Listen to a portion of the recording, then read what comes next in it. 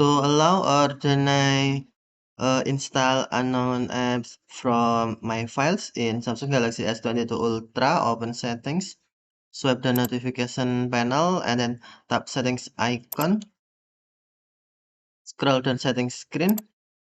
find apps, and then tap apps.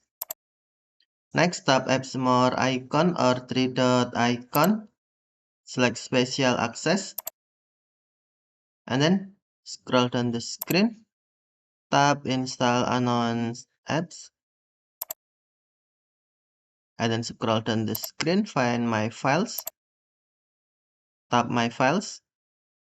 tap my files switch until blue to allow my files to install unknown apps, or tap switch until gray to deny, tap switch until blue to allow,